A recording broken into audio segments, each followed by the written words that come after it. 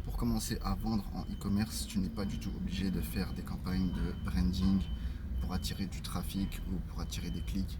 Tu n'es pas obligé du tout de faire des campagnes de notoriété, d'engagement, d'interaction, à part si tu veux tout simplement perdre ton budget et cramer ton budget en totalité, euh, ou à part si tu as beaucoup de budget. Tout simplement si tu as beaucoup de budget, tu as envie de faire ça, tu peux le faire et ensuite aller sur des objectifs, des types de campagnes du type de vente, d'achat, mais si tu as du budget. Sinon, je te conseille de commencer directement par tester ton produit, tester ton service, ton site web, ton offre, avec des campagnes d'achat directement, parce qu'il n'y a rien de mieux pour tester son produit, tester son marché, et voir si ça peut marcher ou pas. Parce que si tu... Il y a beaucoup de gens qui peuvent acheter sans problème des produits d'une marque sans même l'avoir connu, sans même l'avoir découvert avant, une semaine, un mois avant. Non, ils peuvent acheter et hop, ils voient ce qu'il y a sur votre site, sur votre page produit, l'offre est bonne, le produit les intéresse, ils achètent, et pourtant ils viennent juste de vous découvrir. Avec une campagne que vous auriez fait avec un objectif de vente en achat, tout simplement. Parce que je vais vous dire pourquoi. Parce que tout simplement, si vous faites des campagnes de branding, etc., en vous disant que voilà, je fais des campagnes de branding, donc avec ces campagnes de branding là, les gens vont me découvrir, ça me fera de la notoriété, ça me fera une bonne image de marque sur le long terme, etc. Et ensuite, quand je vais passer en campagne de conversion, eh bien ça me fera beaucoup de ventes vu que les gens me connaîtront déjà, etc., etc. Alors ou pas, parce que c'est pas parce que les gens, ça y est, vous ont découvert avec des campagnes de notoriété, de trafic, de branding, que dès que vous allez passer en campagne de vente achat, ils vont forcément acheter. Facebook, vous leur dites voilà, moi je fais des campagnes pour faites des campagnes pour le branding, pour le trafic, eux ils vont vous ramener du trafic, des clics, de la notoriété, mais pas forcément des gens qui sont là pour acheter, quoi. Ils vont juste vous ramener des gens qui sont là et qui perdent du temps à cliquer sur les choses, etc. Donc ils vont vous ramener du trafic, mais pas d'achat. Donc une fois que vous aurez envie de passer justement en campagne achat, soit vous aurez plus de budget parce que vous aurez dépensé en trafic, etc. Ou soit si il vous reste du budget, potentiellement vous allez à ce moment-là, quand vous allez passer en campagne de vente, oui, les gens vous auront déjà découvert, mais c'est pas sûr qu'ils ont envie d'acheter votre produit parce que vous n'avez pas encore testé votre produit, vous ne savez pas ce que votre offre vaut. Est-ce que sur le marché votre produit va intéresser, votre service? Donc boum, oui, vous avez fait le travail de la découverte, de la notoriété, de créer de l'engagement, etc.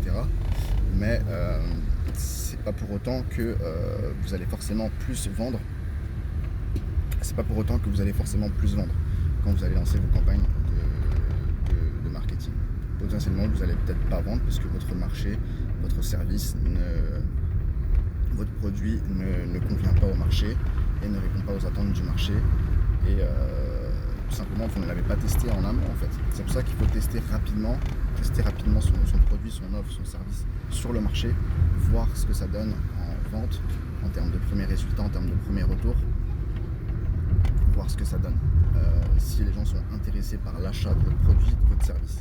Comme ça, vous êtes tout de suite fixé.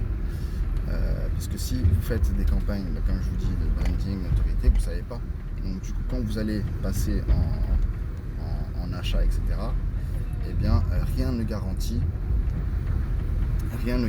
que c'est des campagnes qui vont fonctionner et que votre marché va être intéressé par votre produit, par votre service, par votre offre. Donc tout simplement, vous allez peut-être potentiellement vous casser la gueule quand vous allez tester vos produits pour de l'achat, pour de la vente. Donc voilà, sachez que vous n'êtes pas du tout obligé de faire de la notoriété pour vendre des produits. Certains achètent des produits sans même connaître la marque sur laquelle ils achètent le produit. Si ça les intéresse, voilà, ils peuvent acheter sans problème. Vous pouvez vendre sans campagne de notoriété, encore une fois. Donc tester rapidement son produit, son offre sur le marché, voir ce que ça donne, voir s'il y a de l'intérêt, voir si potentiellement vous avez des résultats. des personnes qui ajoutent au panier, des personnes qui potentiellement achètent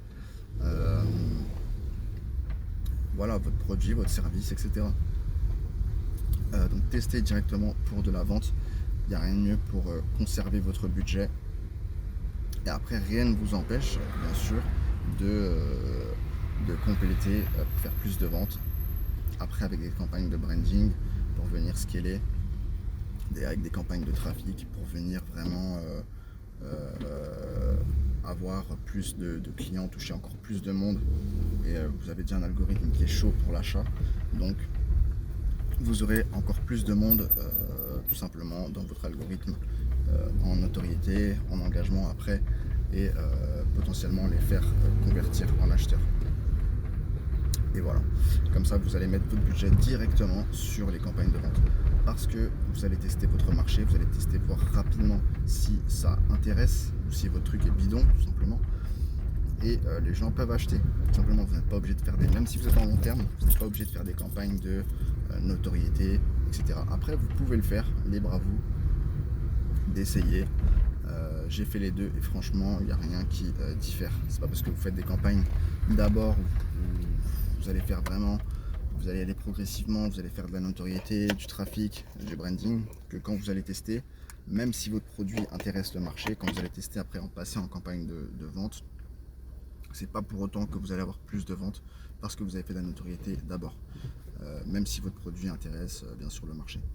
Après, comme je vous dis, ça peut carrément se casser la gueule et votre truc il intéresse personne après avoir fait vos campagnes de notoriété, mais pour de l'achat peut-être que les gens ne sont pas intéressés, ils étaient juste là pour cliquer. Après, si votre produit l'intéresse, moi ça m'est arrivé, le produit intéresse, j'ai eu des ventes, mais c'est pas pour autant que j'ai tout explosé, j'ai cassé la baraque et j'ai fait des millions après avoir passé mes campagnes de notoriété en campagne de vente et d'achat. C'est pas parce qu'il y avait eu de l'engagement, de l'interaction bien avant et que les gens m'avaient découvert et me connaissaient ma marque avant que quand j'ai lancé des campagnes d'achat en vente, c'est pas pour autant que j'ai eu beaucoup plus de ventes que si j'avais pas fait de notoriété, que s'ils m'avaient pas découvert avant, ou beaucoup plus de ventes que si voilà, j'avais pas fait des campagnes d'interaction, etc. Donc non, j'ai eu des ventes classiques, normales, comme si je n'avais pas fait d'intérêt, pas fait d'interaction, pas fait d'engagement. Donc l'algorithme, ça n'a rien changé. Ça m'a ramené le même nombre de ventes, on va dire qu'en classique, ou si j'aurais testé directement pour de l'achat, des campagnes directement pour la vente. Donc c'est pour ça que je vous dis, quitte à rien changer, vaut mieux pas perdre de temps, pas perdre de budget, pas perdre d'argent et lancer directement des campagnes en trafic des campagnes en vente pour de l'achat direct.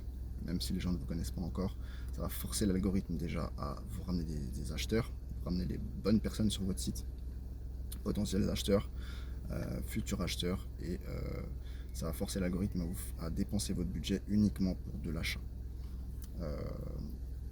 Voilà, donc c'est la meilleure façon pour tester rapidement votre produit, votre offre sur le marché, sans avoir à dépenser trop de budget, sans perdre de temps aussi. Et voilà, vous ne perdez pas, vous cramez pas votre argent pour des clics inutiles ou du trafic de faible qualité ou du trafic qui est là juste pour faire des clics, pour faire joli. Voilà, nous on va chercher vraiment de l'achat, donc on met tout notre budget, nos efforts, tout notre budget et notre temps, et voilà, on investit directement notre argent dans, dans les campagnes d'achat-vente directement. On consacre le budget à ça et ensuite on voit les résultats, on voit si ça plaît au marché, on voit si le produit est intéressant, s'il y a des bons retours. Tout simplement, moi ça m'est arrivé de tester des produits. Je faisais la boutique en une journée, 2 jours selon le type de produit, type de service. Et boum, je testais tout de suite sur le marché, est-ce que ça allait plaire ou pas. Donc en faisant ça, sur une de mes boutiques que j'ai développées, et je vous parle de ça il y a 1 an, parce que moi je fais que des boutiques long terme, je fais rarement des boutiques 1 mois, 2 mois. Moi je fais que des boutiques vraiment long terme, quitte à même après mettre une pause sur la boutique et revenir après. Je fais des boutiques long terme.